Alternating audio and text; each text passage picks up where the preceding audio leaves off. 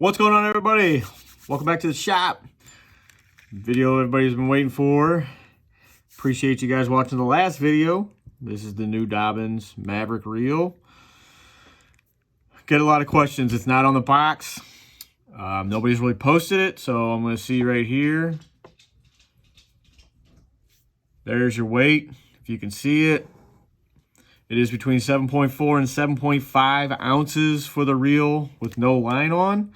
In comparison, I do have an SLX here. SLX is 6.8 ounces. It's probably a smidge more. It's probably 6.9 because it's missing the pawl, the cap, everything. But it does also have some line on it, so 6.8 ounces. 6.8 ounces. What I'm also going to do is break this reel down. I have not even busted it open yet, so I don't know what's inside. I don't know. I'm guessing it's brass gears. I'm guessing it's dry. It feels dry. If you've already seen this, here's the side plate. Here's the mag dial. It's on 0.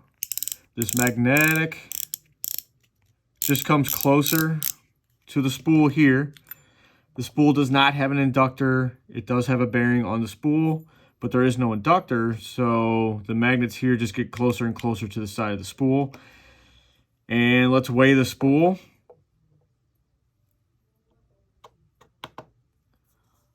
Spool's in at roughly 10 grams, 12 grams, 10 to 12 grams. Really light spool. We can compare that to the SLX. The SLX spool here with just a little bit of braid is 18 grams. This does not have a bearing on the spool, but it does have the brake, the pin braking and all that kind of stuff. So, in theory, this should be able to cast lighter baits. A little bit easier, weightless stuff, weightless Senkos, weightless flukes. It should also have a little bit quicker startup inertia just because it is light. It doesn't have the weight resistance. The other thing that was on it was the there was a lot of grease on the spool shaft, so spinning wise, it probably slowed it down just a smidge. So I'm gonna wipe that off. And I'm gonna crack this guy open right now and see what all is inside. So overall, it's not a terribly light reel. I would have liked to have seen it under 7 ounces in that 6.8 to 6.9, but if that spool is being that light, it kind of makes up for the weight of the reel. Its casting ability should be a long casting reel.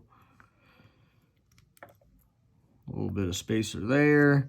The other thing I did do, these do come with 2 bearings. There's standard bearings.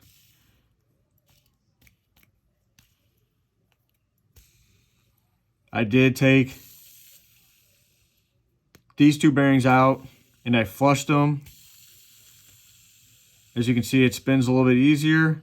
This is factory.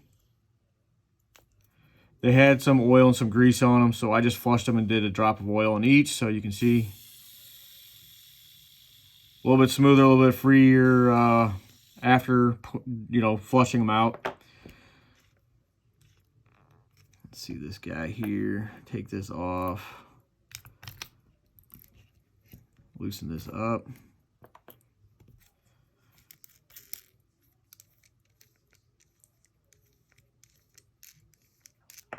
So it does have a pretty stiff drag stack, I will say that. That's a lot of washers. I don't know if that's normal. So you have 1 washer, another washer, another washer, that's the bent washer, that's the bent washer, and then another washer. That's weird. Usually, most reels have a, it's usually this. It's usually the 2 bent washers. They're cupped. They either go this way or you flip them and they go that way. And then you have the washer underneath. This one has 2 extra ones.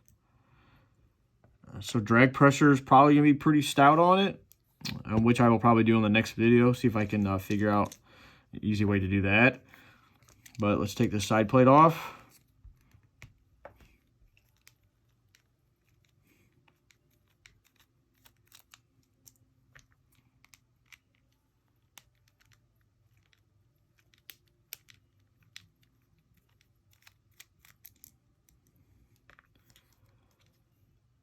Got a couple screws here.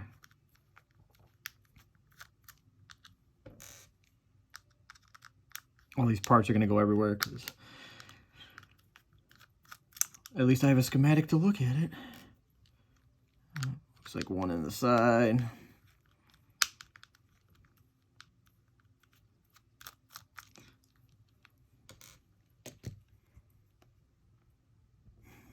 Let's see if this guy will just pop off.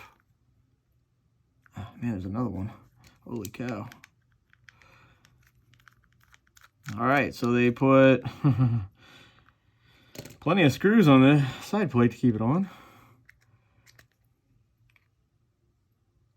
All right, so here is the inside. There is the pinion support bearing under here. And as I suspected, it's dry in spots where it doesn't need to be, where it needs to have grease. Honestly, it's dry everywhere, even though there's grease here. On the pinion gear, as you can see, there's really no grease on the actual main gear. The AR bearing.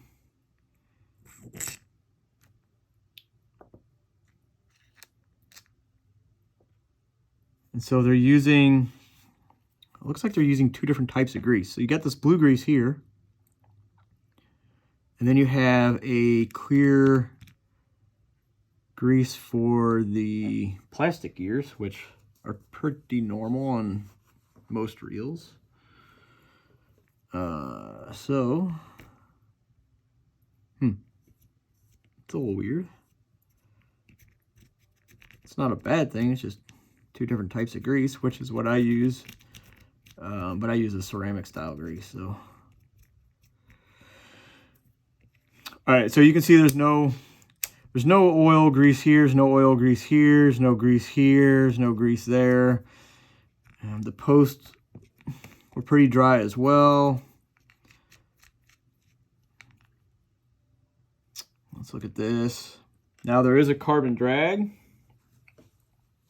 which I know Gary said was one of the recommendations by another reel guy on staff to do a carbon text drag. He's right. It's definitely the way to go. The carbon drag is a very nice drag. This is a nice drag. Then you have the carbon drags here. Let's see what's under here. So you got a carbon drag. I'll wipe this guy down so it doesn't grease up everything on my bench. All right, so carbon drag, multi-disc drag stack. You got the one. It is a dry stack, which is, I mean, it's fine for most applications. It gets a little bit more bite. You can put a little bit of grease on these as well to make it a little bit smoother, but a dry stack is fine. But here are the gears.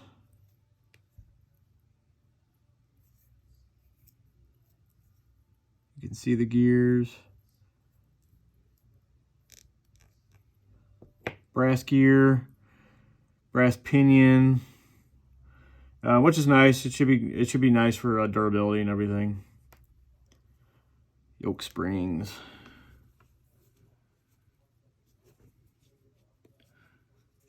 But everything else looks pretty normal. So he's got the bearing here. Let's see. getting everything dirty. Let's see if I can take this off.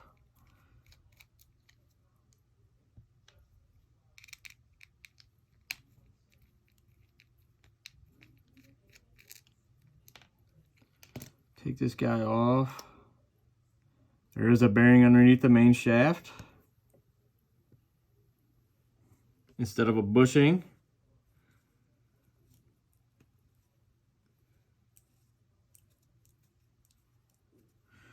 So that's nice as well. So there's no bushing there. Hence where they are getting the 11-to-1. The only thing with the amount of bearings is if you're using it in salt water, a lot of real manufacturers like Shimano's, Daiwas, Abu's, all that kind of stuff, usually put bushings in the handle knobs, just for the fact of it's a very easy spot to get salt water and salt corrosion in the handle knobs. So typically they don't mess with putting the bearings in the knobs. But for freshwater applications, bearings in the knobs is fine. But if you're doing saltwater stuff, a lot of Shimano's will put a bushing here and a bearing on top, just because this is a little bit more protected than the one down here. So it's typically why they do that.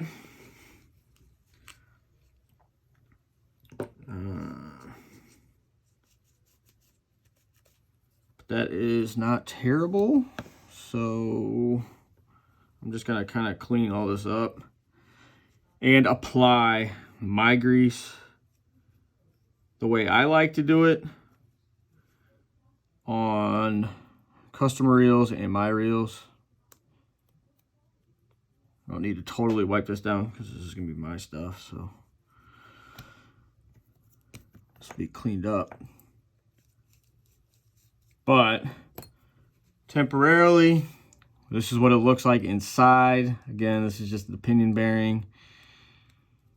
Everything else looks fine. A little dry here on the side. So again, next video I'm probably gonna apply some stuff. So we'll see you guys here shortly. Smash that thumbs up, guys. If you haven't subscribed, please subscribe.